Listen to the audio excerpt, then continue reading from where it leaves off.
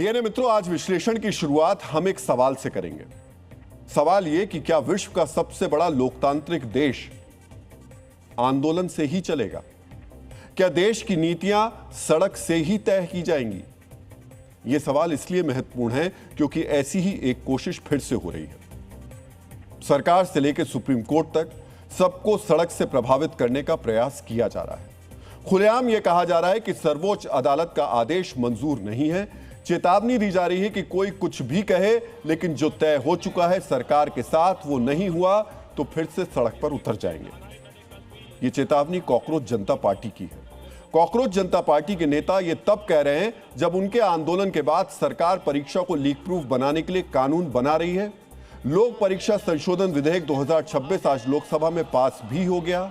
इसके बाद अब प्रदर्शन में शामिल गैंगस्टर्स और हिस्ट्री शीटर के बचाव के लिए देशव्यापी लड़ाई की चेतावनी दी जा रही है। क्यों? क्योंकि अदालत ने कहा था कि दिल्ली के जंतर मंतर और देश के अलग अलग राज्यों में हाल में कॉकरोच जनता पार्टी के नेतृत्व में हुए प्रदर्शनों में शामिल लोगों के खिलाफ कोई दंडात्मक कार्रवाई ना की जाए, लेकिन यह राहत उन लोगों को नहीं मिलेगी जिनका आपराधिक रिकॉर्ड है, मतलब जिन पर पहले से केस दर्ज है। वो अगर आंदोलन में शामिल भी थे तो उनके ऊपर से केस नहीं हटेगा। सर्वोच्च अदालत का यही सशर्त आदेश कॉकरोच जनता पार्टी को स्वीकार नहीं है। सीजेपी के नेता कह रहे हैं कि सर्वोच्च अदालत कुछ भी कहे, लेकिन होना वही चाहिए जो सरकार और सीजेपी के बीच समझौते में हुआ। हम आपको सीजेपी प्रवक्ता का अब बयान सुनवा देते हैं। सुप्रीम कोर्ट बोल रही है कि जिनके ऊपर एफआईआर्स है पहले से उनको मत छोड़िए, तो वो हमें मंजूर नहीं है। हमारा जो डिमांड है वो क्लियर है एंड उसी के हिसाब से होना चाहिए, क्योंकि उसी चीज पे एग्रीमेंट भी हुई थी। सुप्रीम कोर्ट अगर कुछ कंडीशंस डाल रहा है तो वो हमें मंजूर नहीं है। अगर सुप्रीम कोर्ट कुछ भी बोले तो वो in addition to our demands होने चाहिए। हम लोगों ने जो बोला वो होना चाहिए। ये वही सौरभ दास है जो कॉकरोच पार्टी की ओर से सरकार के साथ बातचीत करने गए थे। अब वो कह रहे हैं कि सुप्रीम कोर्ट का फैसला स्वीकार नहीं है। सोचिए, सुप्रीम कोर्ट के फैसले को किसके लिए नामंजूर कर रहे हैं? उनके लिए जो हिस्ट्री शीटर हैं। अब बताइए कि यह समझौता निर्दोष प्रदर्शनकारी छात्रों को छोड़ने के लिए हुआ था या फिर हिस्ट्री शीटर को बचाने के लिए? सीसीटीवी, फेशियल रिकॉग्निशन टेक्नोलॉजी और मोबाइल टावर डंप डेटा के जरिए यह पता चला है कि सीजेपी के आंदोलन में एक दो नहीं 989 ऐसे लोग शामिल थे जो आपराधिक प्रवृत्ति के हैं, जिन पर बलात्कार, हत्या, डकैती, अपहरण और आर्म्स एक्ट जैसे केस दर्ज हैं। सोचिए सौरभ दास इनके लिए अब आंदोलन करेंगे। मित्रों, कॉकरोच पार्टी को इससे भी आपत्ति है कि फेशियल रिकॉग्निशन टेक्नोलॉजी का इस्तेमाल क्यों हो रहा है। सौरभ दास या कॉकरोच पार्टी निर्दोष छात्रों का समर्थन करे तो समझ में आता है, उन्हें करना भी चाहिए, लेकिन आपराधिक पृष्ठभूमि वाले लोगों का बचाव करेंगे, उनके ऊपर से केस खत्म करने या फिर उन्हें छोड़ने के लिए दबाव बनाएंगे, तो फिर कानून व्यवस्था का क्या मतलब रह जाएगा? निर्दोष छात्रों पर कोई कार्रवाई नहीं होनी चाहिए। अगर हो तो उसके समर्थन में कॉकरोच पार्टी क्या सबको खड़ा होना चाहिए।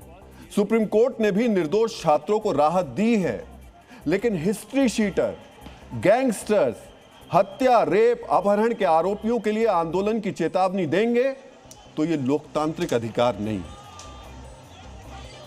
मतलब कोई गैंगस्टर, हत्या, बलात्कार का आरोपी, कोई अपराधी अगर आपके आंदोलन में आ गया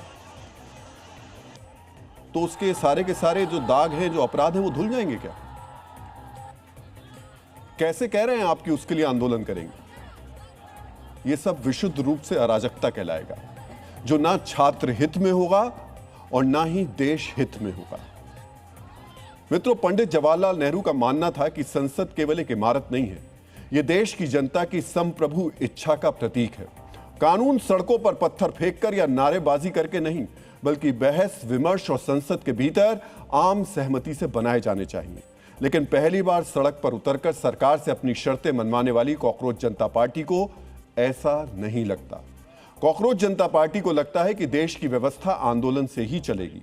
कॉकरोच पार्टी के नेताओं को लगता है कि सरकार ही नहीं, सुप्रीम कोर्ट के फैसले भी आंदोलन के हिसाब से होने चाहिए, उनके हिसाब से होने चाहिए। आज हम सीजेपी के पदाधिकारियों से पूछना चाहते हैं, छात्र हित में आंदोलन करना अच्छी बात है, बिल्कुल कीजिए, लेकिन गैंगस्टर्स और अपराधियों को बचाने के लिए आंदोलन का रास्ता चुनना ये कहां तक सही है? आप क्या चाहते हैं? जो लोग आंदोलन में आपका साथ देंगे उनके साथ खून माफ हो जाएंगे? और अगर ऐसा नहीं होगा तब सोचिए देश में क्या होगा। मित्रों, आपराधिक पृष्ठभूमि वाले लोगों के बचाव में सीजेपी का अपना तर्क है, यह भी आपको जानना चाहिए। सौरभ दास कह रहे हैं कि अगर अपराधी खुलेआम घूम रहे थे तो पुलिस को उनके पुराने मामलों में जमानत रद्द कराने के लिए अदालत का रुख करना चाहिए। साथ ही यह भी जवाब देना चाहिए कि वो इतनी आजादी से कैसे घूम रहे थे। लेकिन सरकार इस बहाने का इस्तेमाल एफआईआर को जारी रखने के लिए नहीं कर सकती ताकि बाद में वास्तविक प्रदर्शनकारियों को निशाना बनाया जा सके। मित्रों, यह कैसा तर्क है? फिर तो कानून व्यवस्था का क्या मतलब होगा? जो बात सौरभ दास या फिर कॉकरोच पार्टी कह रही है वो अगर हो गई तब क्या अपराधियों के बचने का एक नया और आसान तरीका तैयार नहीं हो जाएगा? शायद सौरभ दास अपनी भावनाओं में बहकर के ये बात कह रहे होंगे, वो इसके नतीजे नहीं सोच पा रहे। सौरभ दास को यह अवश्य पता होना चाहिए कि करीब 150 करोड़ की आबादी वाले देश में हर रोज आंदोलन होते हैं। आंदोलनकारियों और सरकार के बीच समझौते भी होते हैं। तो कल कोई कुख्यात अपराधी पैरोल पर बाहर आएगा, जमानत पर बाहर आएगा, आंदोलन में शामिल हो जाएगा, तो क्या कि उसका केस खत्म हो जाएगा? क्योंकि आंदोलन में कौन शामिल होगा कौन नहीं, इसका तो कोई नियम कानून है नहीं। मित्रों, यह भी सच है कि अदालत और सरकार दोनों ही असली प्रदर्शनकारियों को राहत दे रही हैं। दोनों उन्हीं के हिसाब से फैसले भी कर रहे हैं। सुप्रीम कोर्ट ने कहा कि छात्रों का प्रदर्शन पूरी तरह शांतिपूर्ण था और प्रदर्शन करना उनका संवैधानिक अधिकार है। कोर्ट ने 18 साल से कम उम्र के गैर आपराधिक रिकॉर्ड वाले छात्रों की रिहाई के साथ साथ यह भी कहा कि जरूरत से ज्यादा बल प्रयोग करने वालों के खिलाफ कानून के मुताबिक कार्रवाई होगी। जंतर मंतर पर शामिल छात्रों के अलावा बिहार, असम, महाराष्ट्र में सरकार यह घोषित कर चुकी है कि प्रदर्शनकारियों के ऊपर से केस वापस लिए जाएंगे। फिर भी कॉकरोच पार्टी के नेता बार बार बात बात पर आंदोलन की चेतावनी दोहरा रहे हैं। हम आपको सुनाते हैं कि अभिजीत दीपके क्या कह रहे हैं। ये बच्चे थे जो अपने भविष्य के लिए प्रोटेस्ट कर रहे थे, अपने फ्यूचर के लिए प्रोटेस्ट कर रहे थे, उनको कोई मज़ा नहीं आ रहा था। लाठियाँ खाई है 20 जुलाई को। अगर सरकार का उससे भी मन नहीं भरा है, अगर इतना सारा खून बहाकर भी सरकार का मन नहीं भरा है और वो बच्चों को ऐसे ही परेशान करती रही, तो हम फिर से सड़क पर उतरेंगे और जल्दी उतरेंगे। मित्रों, सड़क पर प्रदर्शन करना नागरिकों का अधिकार हो सकता है, लेकिन अतिरिक्त दबाव बनाने के लिए इस तरह की बात करना बिल्कुल उचित नहीं कहा जा सकता। इससे अव्यवस्था के अलावा और कुछ नहीं होगा। नीति निर्माण की जिम्मेदारी संसद की है। भावनाओं के उबले हुए सैलाब से नहीं, बल्कि सदन के भीतर तर्कों और अनुशासित चर्चा करके कानून बनाए जाने चाहिए। यही हो भी रहा है। पिछले दिनों सरकार ने कॉकरोच पार्टी को जनभावनाओं की अभिव्यक्ति का माध्यम माना। अब सरकार संसद की गरिमा, संविधान की मर्यादा और लोकतांत्रिक बहस के जरिए पेपर लीक के खिलाफ कानून बना रही है। सरकार के एक्शन में उसकी भाषा में जेनजी का प्रभाव स्पष्ट रूप से दिख रहा है। सरकार से अधिक तो विपक्षी पार्टियां जेनजी के नाम पर सियासत कर रही हैं, सरकार पर दबाव बना रही हैं। कॉकरोच पार्टी के नेताओं की बार बार की चेतावनी को सरकार बेहद गंभीरता से ले रही है। आज संसद भवन में गृहमंत्री अमित शाह ने शीर्ष अधिकारियों के साथ बैठक की। बैठक में राष्ट्रीय सुरक्षा सलाहकार अजीत डोभाल, गृह सचिव गोविंद मोहन, आईबी चीफ महेश दीक्षित और सभी केंद्रीय अर्धसैनिक बलों के डीजी मौजूद थे। आंतरिक सुरक्षा से जुड़े मुद्दों पर उच्च स्तरीय समीक्षा की गई। इससे पहले कल रात भी गृहमंत्री अमित शाह ने अधिकारियों के साथ बैठक की थी। सूत्रों की माने तो सरकार इस बात को लेकर सतर्क है कि फिर से कहीं कोई आंदोलन खड़ा ना हो सके। सरकार इस बात का भी आकलन कर रही है कि छात्रों की मांगे मानने के बाद भी राजनीतिक दल लगातार अलग अलग मुद्दों के जरिए छात्रों को उकसाने की कोशिश कर रहे हैं। संसद में जब पेपर लीक के खिलाफ कानून पर चर्चा हो रही थी, तब विपक्ष का फोकस कानून से ज्यादा जेनजी और छात्र आंदोलन पर था। ऐसा क्यों है, इसे सियासी नजरिए से समझना आवश्यक है। संयुक्त राष्ट्र के वर्ल्ड पॉपुलेशन प्रोस्पेक्ट्स 2024 की रिपोर्ट के आधार पर किए गए आकलन के मुताबिक 2029 के लोकसभा चुनाव में जेनजी वोट करने वाली देश की सबसे बड़ी आबादी होगी। अगले लोकसभा चुनाव में 18 से 32 साल के मतदाताओं की आबादी 38 करोड़ होगी। इनमें लगभग 20 करोड़ पुरुष और करीब 18 करोड़ महिलाएं शामिल होंगी। उस चुनाव में 33 से 48 साल के आयु वर्ग वाले मिलेनियल्स की आबादी करीब 36 करोड़ होगी, जो जेन जी से थोड़ा कम है, जबकि 48 साल से ज्यादा उम्र वाले जेन एक्स और बूमर्स की आबादी भी 38 करोड़ के आसपास होगी। यही कारण है कि सियासी पार्टियों का फोकस इस वक्त जेन जी है। कॉकरोच पार्टी का जो यह आंदोलन हुआ है उससे सब प्रभावित दिख रहे हैं। उन्हीं के हिसाब से नीतियां बनवाने का दबाव भी है, नीतियां बनाने पर फोकस भी है, या उन्हीं के इर्द गिर्द चर्चा भी है। लेकिन सवाल यह है, क्या देश में सिर्फ जेनजी ही रहते हैं? क्या सिर्फ उन्हीं के दबाव में फैसले होंगे? उन्हें कोई फैसला, कोई आदेश पसंद नहीं आया तो वो सड़कों पर उतर जाएंगे? और क्या इसी दबाव में सरकार फैसले करेगी? मित्रों, एक कड़वी सच्चाई यह भी है कि वोटिंग को लेकर जेनजी में उदासीनता हमेशा रही है। जितनी प्रमुखता से इस बार ये जेनजी सड़क पर उतरे, उस हिसाब से ये वोट डालने नहीं उतरते। लेकिन इनके नाम पर राजनीति करने वाले सरकार के साथ साथ अदालत पर भी दबाव बनाने की कोशिश कर रहे हैं। मित्रों, ये वही कर रहे हैं जो इनके वैचारिक संरक्षक कहते रहे। कई एलीट क्लास सदस्य हैं जो खुले तौर पर यह कहते हैं कि देश का भविष्य संसद से नहीं, सड़क से तय होगा। चुनाव से नहीं, प्रतिरोध से देश का भविष्य तय होगा। कॉकरोच पार्टी के मंच पर मौजूद रहने वाले बौद्धिक बेईमान जो ज्ञान सार्वजनिक तौर पर मीडिया के सामने दे रहे थे, उसी दिशा में अब कॉकरोच पार्टी की रणनीति भी तय हो रही है। यह नहीं होना चाहिए, इससे बचना चाहिए। कॉकरोच पार्टी के नेताओं को यह याद रखना चाहिए कि वो दुनिया के सबसे विशाल और व्यवस्थित लोकतंत्र में रहते हैं। इसी का नतीजा है कि सरकार ने उनकी बातें मानी, शिक्षा मंत्री को इस्तीफा देना पड़ा। मित्रों, आंदोलन का संवैधानिक अधिकार सबको है। कोई भी अपनी आवाज सड़क पर उतरकर सरकार को सुना सकता है। कॉकरोच पार्टी ने यह आवाज सुनाई भी और सरकार को सुनना भी पड़ा। लेकिन अब जिस तरह से सुनियोजित तरीके से आंदोलन को आगे बढ़ाने की चेतावनी दी जा रही है, इससे तो सिर्फ अराजकता आएगी, व्यवस्था कहां रह जाएगी। डॉक्टर भीमराव अंबेडकर का भी मानना था कि जब सामाजिक और आर्थिक उद्देश्यों को प्राप्त करने के लिए संवैधानिक मार्ग खुले हों तो इन असंवैधानिक तरीकों का कोई औचित्य नहीं हो सकता। ये तरीके कुछ और नहीं बल्कि अराजकता का व्याकरण है। लेकिन दुर्भाग्य देखिए कि डॉक्टर अंबेडकर की नीतियों को आगे बढ़ाने का दावा करने वाले ही सज्ञान या अज्ञानवश इस तरीके का व्याकरण गढ़ने की कोशिश कर रहे हैं। सच्चाई ये कि ये नहीं होना चाहिए।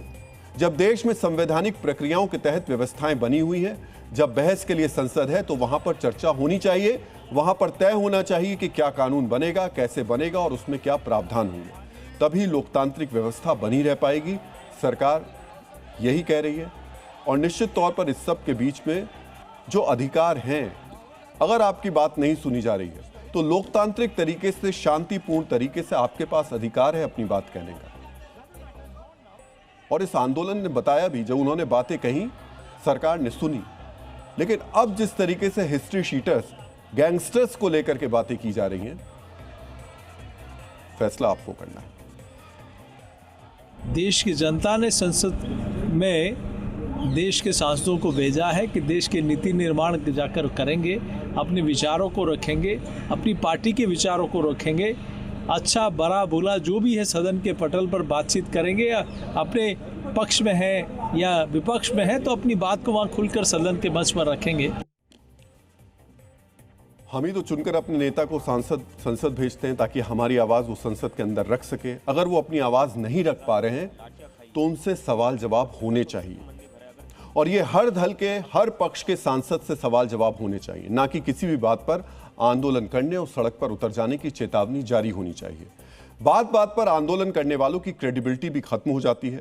आशुतोष रांका, अभिजीत, सौरभ या फिर कॉकरोच पार्टी हो, इन्हें भावनाओं में बहने से बचना चाहिए। इन्हें समझना चाहिए कि जिसका ये दबाव बचाव कर रहे हैं, जिनके पक्ष में खड़े हो रहे हैं, उनकी पृष्ठभूमि क्या है। और एक बार मैं चाहूंगा कि इन तस्वीरों को आप दिखाएं जो पार्लियामेंट में आज हुआ।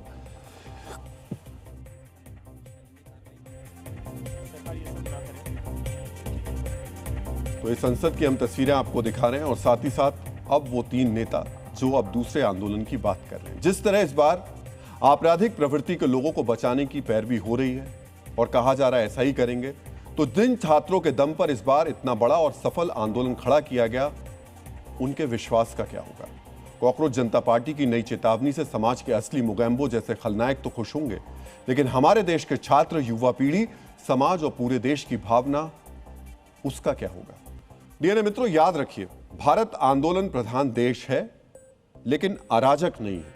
यहां समाज के हित से जुड़े मुद्दे को लेकर आंदोलन किए जाते हैं, अपराधियों के लिए नहीं। आज आपको यह भी जानना चाहिए कैसे हमारे देश में अगले आंदोलन की सूची यानी लिस्ट तैयार हो गई है। दिल्ली के जंतर मंतर पर सीजेपी का आंदोलन खत्म भी नहीं हुआ था कि सोशल मीडिया पर एक और आंदोलन शुरू हो गया है। और यह आंदोलन किसी परीक्षा के सिस्टम या पेपर लीक के खिलाफ नहीं है। सोशल मीडिया पर सुर्खियां बटोर रहा यह आंदोलन आरक्षण की व्यवस्था के खिलाफ है। इसे रिजर्वेशन हटाओ आंदोलन यानी RHA नाम दिया गया है। और जिस वक्त कॉकरोच जनता पार्टी का आंदोलन चल रहा था, उसी वक्त यह आंदोलन शुरू हुआ है। इसका नाम है रिजर्वेशन हटाओ आंदोलन RHA। और इसमें अभी तक 151 पोस्ट हुई हैं। यह भी इंस्टा पर बहुत तेजी से बढ़ रहा है। अब तक लगभग 5.9 मिलियन, लगभग आप मान सकते हैं कि 60 लाख इसके फॉलोअर्स हो चुके हैं और ये एक को फॉलो कर रहे हैं। अब आप इनके नाम से ही समझ सकते हैं यह आंदोलन किस लिए शुरू किया गया है। जिस तरह कॉकरोच जनता पार्टी सोशल मीडिया पर सबसे पहले आई, उसी तरह रिजर्वेशन हटाओ आंदोलन भी सोशल मीडिया पर शुरू हुआ है। जैसे कॉकरोच जनता पार्टी के साथ बड़ी संख्या में लोग जुड़े, उसी तरह रिजर्वेशन हटाओ आंदोलन के साथ भी तेजी से लोग जुड़ रहे हैं। 22 जुलाई को आंदोलन का इंस्टाग्राम पेज शुरू होने के कुछ ही घंटों के भीतर इसने 10 लाख से ज्यादा फॉलोअर्स का आंकड़ा पार कर लिया। ताजा जानकारी के मुताबिक इंस्टाग्राम पर इस पेज को करीब 60 लाख लोग फॉलो कर रहे हैं। मित्रों, इस अभियान का उद्देश्य सरकारी नौकरियों और शिक्षा में जातिगत आरक्षण हटाकर मेरिट और आर्थिक जरूरतों को प्राथमिकता देना है। इसके लिए RHA ने 5 प्रमुख मांगे रखी हैं। सभी के लिए समान अवसर की गारंटी हो, चयन केवल योग्यता यानी मेरिट के आधार पर हो, आर्थिक रूप से कमजोर सभी वर्गों की मदद की जाए, आरक्षण नीतियों की समय समय पर निष्पक्ष समीक्षा हो और जाति आधारित राजनीति बंद हो, क्योंकि राष्ट्र पहले है। अपनी मांगों को लोगों को बीच ले जाने के लिए, लोगों को अपने साथ जोड़ने के लिए अब इस आंदोलन की वेबसाइट बनाने की तैयारियां भी की जा रही है। ऑनलाइन मेंबरशिप और डिजिटल नेटवर्किंग के लोगों को जोड़ने की तैयारी हो रही है। मित्रों, RHA ने अपने अभियान के पीछे की वजह भी बताई है। इसने आंदोलन शुरू करने का पहला कारण बताया है कि आरक्षण से मेहनती और योग्य लोगों के साथ अन्याय होता है। दूसरी वजह देश की प्रगति में रुकावट बताई है। RHA के मुताबिक योग्य लोगों को मौका नहीं मिलने से देश का विकास प्रभावित होता है। इनका यह भी कहना है कि आरक्षण से जातिवाद को बढ़ावा मिलता है, इससे भेदभाव बढ़ता है और लोगों की एकता कमजोर होती है। और RHA की यह भी दलील है कि कम मेरिट पर एडमिशन से शिक्षा की गुणवत्ता पर असर पड़ता है। रिजर्वेशन हटाओ आंदोलन का यह भी आरोप है कि राजनीतिक पार्टियां आरक्षण के मुद्दे पर संसद में बात करने से डरती हैं, इसीलिए उन्होंने इंटरनेट पर यह मुद्दा उठाया। मित्रों, भारत में आरक्षण के खिलाफ विरोध प्रदर्शन पहली बार नहीं हो रहा है। 1990 में मंडल कमीशन की सिफारिशों को लागू करने के खिलाफ देश में जगह जगह प्रदर्शन हुए। यूनिवर्सिटीज में बड़े पैमाने पर चक्का जाम, हड़ताल और आंदोलन हुए। इस दौरान दिल्ली यूनिवर्सिटी के छात्र राजीव गोस्वामी ने आत्मदाह का प्रयास किया, जिसके बाद प्रदर्शन और तेज हो गए। इसी तरह 2006 में शिक्षा संस्थानों में आरक्षण लागू करने के खिलाफ यूथ फॉर इक्वालिटी की अगुवाई में छात्रों ने कई हफ्तों तक आंदोलन किया। लेकिन आरक्षण के खिलाफ यह अलग तरीके का आंदोलन है, क्योंकि इसकी शुरुआत सोशल मीडिया के जरिए हुई है। और हम जो कह रहे हैं, जब ये कॉकरोच जनता पार्टी का आंदोलन चल रहा था, जिस तरीके से उन्होंने सोशल मीडिया के जरिए अपनी एक पूरी की पूरी फॉलोइंग बनाई, उसी तरीके से इस आंदोलन की शुरुआत भी सोशल मीडिया से हुई है और बहुत तेजी से इनके फॉलोअर बढ़ते दिखाई दे रहे हैं। इस दौरान जो हम बात कर रहे हैं, कई तरीके की चीज़ें हैं जो हमें देखने को मिल रही है। लेकिन अब RHA कॉकरोच जनता पार्टी की तरह दिल्ली के जंतर मंतर पर एक बड़ा प्रदर्शन करने की योजना भी बना रहा है। RHA आरक्षण के हटाने की मांग कर रहा है, लेकिन राजनीतिक दल उनकी इस मांग के साथ बिल्कुल भी नहीं खड़े हैं, ना तो पक्ष के और ना ही विपक्ष के। मुहिम चलाने वाले जो है ना, ये दलित विरोधी हैं। ये देश में गरीब लोगों को कुचलना चाहते हैं, लेकिन आप आरक्षण खत्म नहीं कर सकते। सरकार को ऐसे लोगों पर लगाम लगाना चाहिए जो आरक्षण के विरोध में बोलते हैं। देश में बाबा अंबेडकर साहब ने जो संविधान लिखा है, पिछड़ों को और दलितों को कुछ नहीं हो सकता। हमारे देश के गृह मंत्री कह चुके, देश के प्रधानमंत्री कह चुके, झूठ परोसना बंद करो, धोखा देना लोगों को बंद करो, गुमराह करना बंद करो। किसी की ताकत और हैसियत नहीं है आरक्षण को कोई टच भी कर दे। मित्रों, भारत में आंदोलनों का एक लंबा इतिहास रहा है। भारत की धरती पर जन आंदोलनों ने हमेशा व्यवस्था को चुनौती दी है, शासकों को झुकाया है और समाज को एक नई दिशा दी है। चाहे वो स्वतंत्रता से पहले का दौर हो या आजादी के बाद का, आंदोलनों के जरिए जनता की आवाज उठती रही है। महात्मा गांधी ने असहयोग आंदोलन और सविनय अवज्ञा आंदोलन के जरिए लोगों में राष्ट्रवाद की अलग जगाई और भारत छोड़ो आंदोलन ने अंग्रेजों की विदाई सुनिश्चित की। आजादी के बाद 1974 में जयप्रकाश नारायण ने संपूर्ण क्रांति आंदोलन चलाया, जिसकी वजह से सत्ता में बदलाव आया। 2011 में भ्रष्टाचार के खिलाफ अन्ना आंदोलन ने भी राजनीति की दिशा बदल दी। राजनीति के अलावा पर्यावरण, सामाजिक सुधार, शिक्षा, भाषा, संस्कृति और महिला अधिकारों के लिए भी आंदोलन चलते रहते हैं। आंदोलन और धरना प्रदर्शनों के मामले में भारत दुनिया में सबसे आगे है। रिपोर्ट्स के मुताबिक 2025 में भारत में 20,600 विरोध प्रदर्शन हुए, यानी हर महीने 1700 से ज्यादा और हर दिन 56 आंदोलन हुए। इसे नोट कर लीजिएगा, हर महीने 1717, इस हिसाब से हर रोज 56 प्रदर्शन। हमारे देश में हर दिन 50 से ज्यादा आंदोलन होते हैं। 2020 से 2024 के बीच दक्षिण एशिया के कुल आंदोलनों में भारत की हिस्सेदारी, इसे भी नोट करके रखिएगा, जो दक्षिण एशिया में 2020 से 24 के बीच में आंदोलन हुए, उसमें भारत की हिस्सेदारी 54% से बढ़कर 65% तक पहुंच गई। यानी दक्षिण एशिया के हर 3 में से 2 प्रदर्शन भारत में हुए। इसीलिए हमने कहा भारत एक आंदोलन प्रधान देश जरूर है, लेकिन अराजक नहीं है। आज जब हम आपसे बात कर रहे हैं, उस वक्त भी मध्य प्रदेश में एक आंदोलन हो रहा है। यह किसानों का आंदोलन है, जो नर्मदापुरम से भोपाल तक मार्च करते हुए पहुंचे। अब ये मुख्यमंत्री आवास की तरफ कूच करना चाहते हैं, लेकिन पुलिस ने किसानों को रोकने के लिए कई जगह बैरिकेडिंग की। सड़कें बंद होने से भोपाल के लोगों को भारी परेशानी का सामना करना पड़ रहा है। इन किसानों की 3 प्रमुख मांगे हैं। पहली मांग है प्रदेश में मूंग की 100% सरकारी खरीद की गारंटी मिले। दूसरी मांग है खाद वितरण के लिए लागू ई-टोकन व्यवस्था को तत्काल समाप्त किया जाए। और तीसरी मांग है किसानों से जुड़े लंबित मुद्दों पर तुरंत फैसला लिया जाए। किसानों का कहना है कि बढ़ती महंगाई के बावजूद उन्हें उनकी फसल का उचित दाम नहीं मिल रहा है, इसीलिए मजबूर होकर उन्हें आंदोलन पर उतारू होना पड़ा है। सरकार और किसानों के बीच बैठक भी हुई, लेकिन उनमें कोई समाधान नहीं निकल पाया।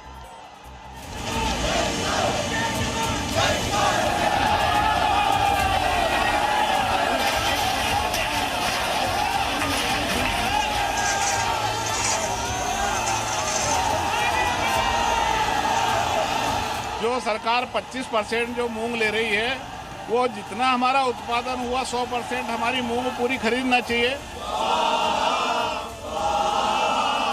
हमने यज्ञ किया और इससे सरकार को सद्बुद्धि प्राप्त होगी कि किसान की मांग पूरी करे और 100% मूंग खरीदी करे। ये लड़ाई 1 दिन की, 4 दिन की, 10 दिन की नहीं है। अगर सरकार 1 महीना नहीं मानेगी तो किसान 1 महीना इसी सड़क पर बैठा रहेगा। हमारी मूंग 100% खरीदी हो, यही हमारी मांग है। डीएनए मित्रों, जो भी लोकतांत्रिक देश है वहां आंदोलन और प्रदर्शन होना आम बात है। यही वजह है कि भारत के अलावा दुनिया के अलग अलग देशों में भी प्रदर्शन होते रहते हैं। 2024 की बात करें तो दुनिया भर में करीब 1,53,000 प्रदर्शन हुए। प्रदर्शन के मामले में अमेरिका भारत के बाद दूसरे नंबर पर है। वहां 2024 में करीब 10,500 प्रदर्शन हुए। ट्रंप के दूसरे कार्यकाल की शुरुआत से तो वहां प्रदर्शन और बढ़ गए हैं। जनवरी 2025 के बाद, यानी पिछले 1.5 साल के दौरान अमेरिका में करीब 23,000 से ज्यादा राजनीतिक प्रदर्शन हो चुके हैं। मार्च 2026 का नो किंग्स प्रदर्शन अमेरिकी इतिहास का सबसे बड़ा एक दिवसीय आंदोलन बना। इसमें 3,300 से ज्यादा जगहों पर 80 लाख लोग शामिल हुए। वहीं किसी एक मुद्दे पर प्रदर्शन की बात करें तो दुनिया में फिलिस्तीन के समर्थन में सबसे ज्यादा आंदोलन हुए। अक्टूबर 2023 से अब तक फिलिस्तीन के समर्थन में 51,000 से ज्यादा आंदोलन हुए हैं और यह सिलसिला अभी भी जारी है। अपने अधिकारों के लिए जनता का प्रदर्शन करना उस देश में लोकतंत्र के मजबूत होने का संकेत है। आंदोलन केवल उन देशों में नहीं होते जहां लोकतंत्र नहीं है, जैसे उत्तर कोरिया और चीन जैसे देश। भारत में भी लोगों को शांतिपूर्ण प्रदर्शन की गारंटी संविधान में मिली हुई है और लोग समय समय पर इसका इस्तेमाल भी करते रहते हैं। जंतर मंतर पर आंदोलन के बाद एक तरफ जहां रिजर्वेशन हटाओ आंदोलन शुरू होने वाला है, वहीं दूसरी तरफ E20 जनता पार्टी की शुरुआत हुई है। ये पार्टी पेट्रोल में एथेनॉल मिलाने के खिलाफ आंदोलन के पक्ष में है। उधर जम्मू कश्मीर की पूर्व मुख्यमंत्री महबूबा मुफ्ती ने 5 अगस्त को अनुच्छेद 370 की बहाली के लिए आंदोलन का ऐलान कर दिया है। यानी आंदोलन की बहती गंगा में अब हर कोई हाथ धोना चाहता है। जो सही मांग है उनके लिए आंदोलन में कुछ भी गलत नहीं है, लेकिन जिसमें देश का अहित है, देश विरोधी एजेंडा है, ऐसे आंदोलनों से हमें सावधान रहना होगा। हमारा मानना है कि व्यवस्था ऐसी हो कि लोगों को आंदोलन के लिए उतरना ही ना पड़े, आंदोलन की नौबत ही नहीं आनी चाहिए। अगर किसी की मांग जायज है तो वो आंदोलन से पहले ही पूरी हो जानी चाहिए, लेकिन आंदोलन का मतलब अराजकता नहीं होनी चाहिए। ये देश व्यवस्था से चल रहा है, अगर लगातार आंदोलन का दौर शुरू हो गया तो व्यवस्था चरमरा जाएगी। ऐसा नहीं हो कि आंदोलन की वजह से विदेशी निवेशक भारत से दूर चले जाएं। मित्रों, IMF के एक अध्ययन के अनुसार सामाजिक अशांति की घटनाओं के बाद GDP में 1% की गिरावट आती है, और यह अध्ययन किसी एक देश का नहीं बल्कि 130 देशों का है। और भारत की GDP में 1% गिरावट का मतलब है 3,23,000 करोड़ रुपए का नुकसान। और इस नुकसान की स्थिति बिल्कुल नहीं बननी चाहिए, क्योंकि यह देश का सामूहिक नुकसान है। इसमें आपके हमारे सबके पैसों की बर्बादी है। मित्रों, हमारी नई पीढ़ी भी आंदोलन करना अब सीख गई है। जेन ज़ी के बाद जो आने वाली पीढ़ी है, जिसे हम जेन अल्फा के नाम से जानते हैं, उसने भी अपनी मांग मनवाने के लिए आंदोलन का सहारा ले लिया। उत्तर प्रदेश के फतेहपुर जिले के किशनपुर स्थित सर्वोदय इंटर कॉलेज में अपनी मांगों को लेकर बच्चों ने आंदोलन शुरू कर दिया। बिजली, पानी और दूसरी बुनियादी सुविधाओं की बदहाली का आरोप लगाकर बच्चे इंटर कॉलेज के मेन गेट पर धरने पर बैठ गए। करीब 4 घंटे तक चले इस प्रदर्शन में बड़ी संख्या में छात्र हाथों में तिरंगा, बैनर और तस्वीरें लेकर अपनी मांगों के समर्थन में नारेबाजी करते रहे। इनमें से कुछ छात्र दिल्ली के जंतर मंतर पर CJP के प्रदर्शन में भी शामिल हुए थे। बाद में शिक्षा विभाग ने छात्रों की 8 में से 7 प्रमुख मांगों को मान लिया। इसके बाद ये प्रदर्शन खत्म हुआ। अब हर क्लास में 4-4 पंखे लगाए जाएंगे, पीने के स्वच्छ पानी की व्यवस्था होगी, स्कूल में पर्याप्त फर्नीचर होंगे, मिड डे मील की क्वालिटी सुधारी जाएगी, साथ ही साफ सफाई होगी। सोचिए, ये मांगे तो बिना आंदोलन के पूरी हो जानी चाहिए थी, लेकिन इसके लिए भी छात्रों को आंदोलन करने पर मजबूर होना पड़ा। लेकिन ये सोचने वाली बात है, ये हमारे देश का भविष्य है। जेन ज़ी तो ठीक है, अब आ चुके हो, वो संभालने वाले हैं भविष्य को, लेकिन ये तो उसके बाद की पीढ़ी है। अगर इन्हें भी इस तरीके से इनकी सोच में ये बात आ गई कि हमें हर काम के लिए आंदोलन करना है, तख्ती लेकर के बाहर निकल जाना है, तो संकट की स्थिति है। क्योंकि इसी पीढ़ी को देश की व्यवस्था भी संभालनी है आगे चलते हैं, और व्यवस्थाएं आंदोलन से नहीं संभल सकती। हाँ, आंदोलन व्यवस्थाओं को सचेत और जागरूक जरूर कर सकता है। मित्रों, यहां आपको एक और आंकड़ा जानना चाहिए। हर साल देश में सांसदों को विकास के लिए जो फंड मिलता है, उसमें से एक बड़ा हिस्सा खर्च नहीं हो पाता। अब हम क्यों बता रहे हैं आपको? इस वजह से बता रहे हैं कि ज्यादातर जगहों पर लोगों को, जैसे इन बच्चों को आंदोलन जो करना पड़ा, वो क्यों करना पड़ा? 2015 से 2020 के बीच हर साल औसतन 4,800 करोड़ रुपए से लेकर 5,300 करोड़ रुपए का फंड खर्च ही नहीं हो पाया। सोचिए, फंड में पैसा आया हुआ है लेकिन खर्च नहीं हो रहा है। दूसरी तरफ छात्रों को बुनियादी चीजों के लिए आंदोलन करना पड़ता है। अगर सांसद निधि का पैसा इन कामों में खर्च हो तो लोगों को कई छोटे मोटे मुद्दों के लिए सड़क पर नहीं उतरना पड़ेगा। और ये ध्यान रखिएगा, ये जो सांसदों का पैसा है, ये सिर्फ सत्ता पक्ष या विपक्ष का नहीं है, ये इन सब का मिलकर के है। चाहे सत्ता में बैठे लोग हों, चाहे विपक्ष में बैठे लोग हों, ये इन सभी के जो सांसद हैं, उनसे जुड़े हुए आंकड़े एक साथ हम आपको बता रहे हैं। जो व्यवस्था संसद और संविधान से चलनी चाहिए, उसे सड़क से चलाने की कोशिशें हो रही हैं। हालांकि दुनिया के सबसे विशाल लोकतंत्र में ऐसा संभव नहीं है। यहाँ जो होगा वो संसद से ही होगा, संविधान के मुताबिक होगा, वही हो भी रहा है। परीक्षा को लीक प्रूफ बनाने के लिए संसद में कानून बन रहा है। लोकसभा में आज ये बिल पास हो गया, लेकिन उससे पहले सदन में सत्ता पक्ष और विपक्ष के बीच तनावपूर्ण संवाद हुआ। राहुल गांधी ने आज इस बिल पर लोकसभा में अपनी बात रखी। अपने भाषण के दौरान राहुल गांधी ने कई ऐसी बातें कही जिन्हें सदन की कार्रवाई से हटाना पड़ा। उनके भाषण में कुछ ऐसे शब्द भी थे जो सिर्फ सोशल मीडिया के शब्दकोश में ही होते हैं। उन शब्दों को राहुल गांधी आज सोशल मीडिया से उठाकर संसद ले आए। आज हम देश की संसद में राहुल गांधी की सोशल मीडिया वाली भाषा और भाषण का विश्लेषण करेंगे। पेपर लीक संशोधन बिल पर चर्चा के दूसरे दिन आज लोकसभा में राहुल गांधी ने अपना पक्ष रखा। दोपहर 1:04 के बाद राहुल गांधी ने सदन में बोलना शुरू किया। करीब 50 मिनट तक उन्होंने अपनी बात कही। इस दौरान कई बार सत्ता पक्ष की तरफ से आपत्ति जताई गई। पहले सुनिए राहुल गांधी ने आज सदन में क्या क्या कहा। समझिए, आज लोकसभा में चर्चा पेपर लीक के खिलाफ कानून पर थी, लेकिन राहुल गांधी के भाषण के केंद्र में क्या था? उनके भाषण के केंद्र में था आरएसएस और अंधभक्त। राहुल गांधी राजनीति के पुरोधा हैं। वो जानते हैं कि कब कहां कौन सा मुद्दा उठाना चाहिए। सड़क पर उतरकर उन्होंने पेपर लीक का मुद्दा उठाया था। उसी मुद्दे पर संसद में चर्चा हो रही थी। फिर सदन में राहुल गांधी अचानक अंधभक्त और आरएसएस की चर्चा क्यों करने लगे? राहुल गांधी की अंधभक्त थ्योरी पर हम विस्तार से चर्चा करेंगे, लेकिन पहले बात करते हैं आरएसएस की। जंतर मंतर पर पेपर लीक के खिलाफ आंदोलन 35 दिन चला। इन 35 दिनों में आपने क्या कभी किसी सामान्य प्रदर्शनकारी के हाथ में आरएसएस के खिलाफ कोई पर्चा या पोस्टर देखा? नहीं देखा होगा। और अगर कहीं दिखा भी होगा तो ऐसे एक दो प्रदर्शनकारियों के हाथ में जिनका संबंध किसी राजनीतिक दल से था। सामान्य प्रदर्शनकारियों का आरएसएस विरोध से कोई सरोकार नहीं था। यही कारण है कि प्रदर्शन के मंच से भी आपने आरएसएस के खिलाफ कोई नारेबाजी नहीं सुनी होगी। लोगों की नाराजगी पेपर लीक के खिलाफ थी। पेपर लीक रोकने के नाकाम सिस्टम के खिलाफ थी। इसके विरोध के केंद्र में पेपर लीक रोकने में नाकाम रहा सिस्टम था। एजेंडा पेपर लीक रोकने वाले कानून की मांग थी। आज लोकसभा में उसी एजेंडे पर चर्चा हो रही थी। अब सोचिए, चर्चा पेपर लीक के खिलाफ बिल का था। अचानक राहुल गांधी उस चर्चा को आरएसएस के खिलाफ ले गए।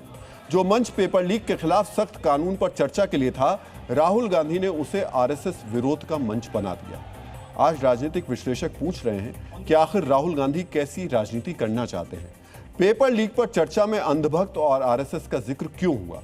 क्यों राहुल गांधी ने उस मुद्दे को ही भटका दिया जिसे लेकर वो पिछले कुछ दिनों से सड़क से संसद तक सक्रिय थे? क्यों राहुल गांधी मूल मुद्दे से भटक जाते हैं? प्रिय मित्रों, इस भटकाव से क्या हुआ? जो मुद्दा देश के करोड़ों छात्रों से जुड़ा था, जिस पर देश की संसद में गंभीर चर्चा हो रही थी, उसे आरएसएस जैसे राष्ट्रवादी संगठन के खिलाफ मोड़ दिया गया। अक्टूबर 2016 में देश भर में आरएसएस की करीब 55,000 दैनिक शाखाएं लगती थी। मार्च 2026 में यह संख्या बढ़कर 88,949 हो गई है। यानी 10 साल में आरएसएस की दैनिक शाखाओं की संख्या 33,949 बढ़ी है, यानी करीब 62% की बढ़त। औसत के हिसाब से देखें तो इस दौरान हर दिन 10 नई शाखाएं खुलती रही हैं। 2017 में आरएसएस साप्ताहिक मिलन के 14,896 कार्यक्रम करता था। 2026 में इनकी संख्या बढ़कर 32,606 हो गई है, यानी साप्ताहिक मिलन कार्यक्रम में करीब 119% की बढ़त हुई है। साप्ताहिक मिलन कार्यक्रम में वो लोग शामिल होते हैं जो दैनिक शाखाओं में शामिल नहीं हो सकते हैं। 2017 में आरएसएस की मासिक मंडलियां 7,594 थी, जो 2026 में बढ़कर 13,211 हो गई। ये 74% की बढ़त है। आरएसएस के सदस्यों की संख्या कितनी है, इसका कोई सटीक सार्वजनिक आंकड़ा नहीं है। 2025 में वॉशिंगटन पोस्ट ने अपनी रिपोर्ट में बताया था कि आरएसएस से जुड़े पुरुष स्वयंसेवकों की संख्या करीब 50 लाख हो सकती है। पिछले 10 साल में आरएसएस का विस्तार समाज सेवा और सकारात्मक सोच का परिणाम है। इसी सकारात्मक सोच का परिणाम है कि सोशल मीडिया पर भी आरएसएस के लाखों फॉलोअर्स हैं। जंतर मंतर आंदोलन में शामिल जेनजी वाली पीढ़ी सोशल मीडिया के जरिए आरएसएस से जरूर परिचित होगी, मगर जेनजी को आरएसएस से कोई शिकायत होती तो उसकी अभिव्यक्ति भी जंतर मंतर पर दिखाई देती, लेकिन ऐसा हुआ नहीं। फिर क्यों राहुल गांधी पेपर लीक विरोधी बिल पर चर्चा के दौरान आरएसएस का विरोध करने लगे? ये बड़ा प्रश्न है। मित्रों, यहां हम आपको एक और जानकारी शेयर करना चाहेंगे। राहुल गांधी की पार्टी से जुड़ा कांग्रेस सेवा दल नाम का एक संगठन है। 1 जनवरी 1923 को बना यह संगठन स्वतंत्रता संग्राम में सक्रिय रहा, लेकिन आज ये संगठन गुमनाम हो गया है। इसकी कोई उल्लेखनीय भूमिका नहीं दिखाई देती। सोचिए कितना अच्छा रहता कि राहुल गांधी संसद में छात्रों की समस्या पर चर्चा करते और अपनी पार्टी के नेताओं के साथ कांग्रेस सेवा दल में सुधार पर चर्चा करते। कांग्रेस सेवा दल को जमीन पर मजबूत करने की रणनीति बनाते, लेकिन उनका फोकस आरएसएस पर है। मित्रों, स्वामी विवेकानंद ने कहा है कि दूसरों को छोटा समझना खुद को छोटा बनाने जैसा है। राहुल गांधी ने आज दूसरों को छोटा समझने वाली बौद्धिक गलती भी की। उन्होंने आज लोकसभा में बार बार अंधभक्त शब्द का प्रयोग किया। अंधभक्त शब्द का प्रयोग राहुल गांधी ने किसके लिए किया, इसे समझने से पहले यह समझना जरूरी है कि भारतीय परंपरा में अंधभक्त किसे कहा जाता है। हम चाहते हैं कि अंधभक्त की परिभाषा आज वो लोग भी ध्यान से सुने जो इसका प्रयोग अपने विरोधी विचारधारा के लोगों के लिए बिना सोचे समझे करते हैं। ईसा वायोस्पनिषद की मंत्र संख्या 9 में यह कहा गया है कि जो लोग बिना सोचे समझे, बिना विवेक के, अज्ञान के कारण उपासना करते हैं, वो घने अंधकार में गिरते हैं। इन्हें अंधभक्त कहा जाता है। कठोपनिषद में कहा गया है, जो लोग स्वयं को ज्ञानी समझते हुए भी विवेक के बिना चलते हैं, वो एक अंधे के पीछे चलने वाले अंधों के समान है, यानी ऐसे लोग अंधभक्त हैं। भारतीय ज्ञान परंपरा में अंधभक्त उसे कहा गया जो बिना सोचे समझे निर्णय लेता है, बिना तर्क के किसी की भी बात मान लेता है। अब सवाल यह है कि राहुल गांधी संसद में किसे अंधभक्त कह रहे हैं? संसद में तो पेपर लीक विरोधी बिल पर चर्चा हो रही थी, तर्क दिए जा रहे थे, फिर अंधभक्त का जिक्र क्यों? समझिए, ये सोशल मीडिया की भाषा है। हम सभी जानते हैं सोशल मीडिया पर राजनीतिक पार्टियों के समर्थक एक दूसरे को ट्रोल करने के लिए कुछ खास मुहावरों का प्रयोग करते हैं। जिस अंधभक्त शब्द का प्रयोग राहुल गांधी ने संसद में किया, उसका इस्तेमाल सरकार विरोधी जो वर्ग है वो करता है। कांग्रेस समर्थकों के लिए किस शब्द का इस्तेमाल होता है, आज हम इस पर चर्चा नहीं करेंगे। इन शब्दों से आप सभी परिचित हैं। समझिए, राहुल गांधी संसद में खड़े होकर लीक रोकने वाले कानून पर अपनी बात नहीं कह रहे थे। वो जेनजी की समस्याओं को स्वर नहीं दे रहे थे। वो संसद से अपने समर्थकों और सोशल मीडिया पर सरकार विरोधी नैरेटिव बनाने वाले यूजर्स को संबोधित कर रहे थे। मित्रों, बीजेपी इसे आम भारतीय मतदाताओं का अपमान बता रही है। बीजेपी कह रही है कि राहुल गांधी सोशल मीडिया की भाषा में भारतीय मतदाताओं के उस बड़े वर्ग को अंधभक्त कह रहे थे। चुनाव में मौजूदा सत्ता को चुनकर आती है। यह सिर्फ संसद में विवादित शब्द के प्रयोग का मुद्दा नहीं है, यह आम भारतीय मतदाताओं के अपमान का भी मुद्दा है। अगर देश के लोगों के लिए जनरलाइज करके 3 तरीके के लोग देश में रहते हैं, एक स्टूडेंट और एक इडियट और अंधभक्त, तो यह देश राहुल गांधी को क्षमा नहीं करने वाला है। यह देश के लोग इडियट नहीं है, देश के लोगों को पता है इडियट कौन है, मगर देश के लोग इडियट नहीं है और देश के लोग अंधभक्त नहीं है। देश के लोग भक्ति आस्था के प्रति रखते हैं, देश के लोग उसी को चुनते हैं जो उनकी सेवा करता है। हो सकता है सोशल मीडिया की भाषा का प्रयोग कर राहुल गांधी ने जेनजी से जुड़ने की कोशिश की हो, लेकिन आज ये जानना भी दिलचस्प होगा, क्या जेनजी संसद में हो रहे संवाद को सुन रहा है? आज हमने जेनजी से पूछा क्या उन्होंने संसद में चल रही बहस को सुना, उन्हें किसका भाषण ज्यादा पसंद आया। मित्रों, आपको जेनजी का जवाब जरूर सुनना चाहिए। 2 दिन से संसद में क्या हुआ फिर? बाकी तो इतनी नॉलेज नहीं है, बस वही थोड़ा बहुत इंस्टाग्राम के थ्रू पता चलता रहता है। किस नेता का भाषण सबसे अच्छा लगा? भाषण तो देखा नहीं, थोड़ा बहुत वही हेडलाइंस वगैरह देखी थी थोड़ी बहुत बस। अभी जो पार्लियामेंट में लेटेस्ट चर्चा चल रही है उसको तो मैं फॉलो अप नहीं कर पाया। पार्लियामेंट का आपने प्रोसीडिंग्स नहीं देखा? पार्लियामेंट का प्रोसीडिंग्स मैंने अभी नहीं देखा। अच्छा, नहीं वो नहीं पता है, लाइक प्रोटेस्ट हुआ है उसके बारे लाइक पता है कि सब कुछ क्या हुआ है और किस वजह से हुआ है। तो पार्लियामेंट की चर्चा नहीं सुनी? नहीं, वो नहीं सुनी। अच्छा, और संसद में क्या क्या हुआ 2 दिन में, ये नहीं देखा? हाँ, ये नहीं देखा, बस प्रोटेस्ट का पता है कि उसका मेन मुद्दा क्या था। जितना भी देखा आपने, उसमें किस नेता का भाषण सबसे अच्छा लगा आपको? मतलब मैंने भाषण भी नहीं सुना, बस मैंने काइंड ऑफ एक पोस्ट देखी है एक पेज की, बस हेडलाइन टाइप ऑफ सुना है मैंने। तो हमने आपको जिन लोगों को सुनाया, इसका मतलब ये नहीं है कि पूरा का पूरा जेनजी इन्हीं की तरह है। ऐसा भी नहीं है कि जेनजी का पूरा जो तबका है वो इस भाषण को सुन ही नहीं रहा है या संसद में जो चल रहा है वो देख ही नहीं रहा है। लेकिन हमसे जितने भी टकराए सड़क पे, उनमें यही लोग थे जो कह रहे थे कि संसद में क्या चल रहा है इसका उन्हें आइडिया नहीं है। आंदोलन का आइडिया था उनको ये भी पता था कि उन्होंने आंदोलन किया, अपनी मांग मंगवाई और आगे बढ़े। सवाल राहुल गांधी का है। राहुल गांधी ने आज लोकसभा में सिर्फ सोशल मीडिया वाली भाषा का ही प्रयोग नहीं किया, सोशल मीडिया में खास नैरेटिव के तहत प्रदर्शनकारियों पर फायरिंग का मुद्दा भी उठाया। राहुल गांधी ने आज इस मुद्दे को लोकसभा में उठाया, सिर्फ उठाया ही नहीं, कुछ ऐसा भी कहा जिस पर सत्ता पक्ष ने आपत्ति जताई।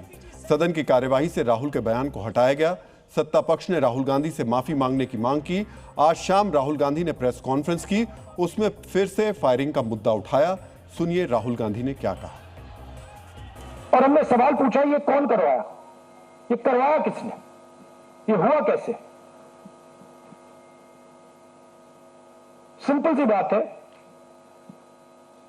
ये व्यक्ति अमित शाह जी होम मिनिस्टर हैं,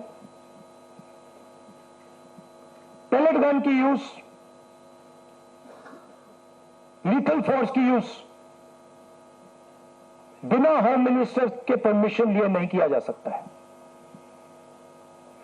हमने भी सरकारें चलाई हैं, हम जानते हैं। राहुल गांधी यहां भी लोकसभा में पास हुए बिल की खूबियों और खामियों पर चर्चा नहीं कर रहे थे। नेता विपक्ष होने के नाते ये नहीं बता रहे थे कि लीक विरोधी बिल में और क्या क्या प्रावधान होने चाहिए थे, वो सिर्फ फायरिंग को मुद्दा बना रहे थे। फायरिंग के आरोपों पर आज दिल्ली पुलिस ने एक फैक्ट चेक भी किया। दिल्ली पुलिस ने बताया कि घायल प्रदर्शनकारियों के एमएलसी रिपोर्ट में गोली लगने की पुष्टि नहीं हुई है। गोली लगने का दावा एमएलसी की मेडिकल रिपोर्ट से साबित नहीं होता है। यानी दिल्ली पुलिस कह रही है कि फायरिंग नहीं हुई।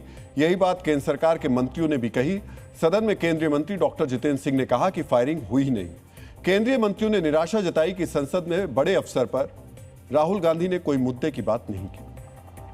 सबसे पहली बुनियादी बात कि कहीं भी गोली चलाने का आदेश कोई मंत्री नहीं देता, वो मैजिस्ट्रेट देता है, एसडीएम देता है, डीएम देता है। हम सब विधायक रहे हैं, सांसद रहे हैं, हमारे अनुभव में है। इसका अर्थ ये हुआ कि उन्हें सार्वजनिक जीवन का भी अनुभव में अभाव है। दूसरी बात, ये बार बार स्पष्ट किया गया कि गोली चली ही नहीं, अश्रु गैस, टीयर गैस का इस्तेमाल हुआ। लेकिन जब गोली चली ही नहीं तो आदेश देने का सवाल ही नहीं पैदा होता। मैं एज ए पार्लियामेंट्री अफेयर्स मंत्री बहुत दुखी हूं कि हमारा भारत का लोकसभा का नेता प्रतिपक्ष इतना महत्वपूर्ण बिल पर नहीं बोल पाया। इससे मैं बहुत दुखी हूं। मित्रों, अंधभक्त फायरिंग जैसे विवादों के बीच लोकसभा से लीक विरोधी बिल पास हो गया। अब राज्यसभा में इस बिल पर चर्चा होगी। हम उम्मीद करते हैं कि राज्यसभा में बिल के प्रावधानों पर विस्तार से चर्चा होगी कि आखिर कैसे परीक्षा में लीक को रोका जाए और कैसे छात्रों को परीक्षा का एक लीक प्रूफ सिस्टम दिया जाए। तो अब हम आपके साथ उस सिस्टम को लेकर गंभीर संवाद करेंगे जिसने एक बेटी को नाले में बहा दिया। यूपी के बुलंदशहर में 11 साल की बच्ची कल स्कूल से घर आ रही थी, लेकिन वो घर नहीं पहुंच पाई। जानते हैं क्यों? क्योंकि वो बच्ची सड़क किनारे सिस्टम के खुले नाले में बह गई। भारी बारिश की वजह से एक खुले नाले में उसका पैर चला गया। बच्ची को नाले में गिरे 30 घंटे से ज्यादा का समय हो गया, लेकिन सिस्टम उसे ढूंढ नहीं पाया। पुलिस प्रशासन, एनडीआरएफ, नगर निगम के अधिकारी सब के सब कल से तलाशी अभियान में जुटे हुए हैं। शहर के पूरे ड्रेनेज सिस्टम को तलाशी अभियान के तहत साफ कर दिया गया। ये नाले जिस नदी में जाकर गिरते हैं वहां बोट से तलाशी अभियान चलाया जा रहा है। आपको देखना चाहिए एक बच्चे के खुले नाले में गिरने के बाद सिस्टम की कुंभकर्णी नींद कैसे खुली।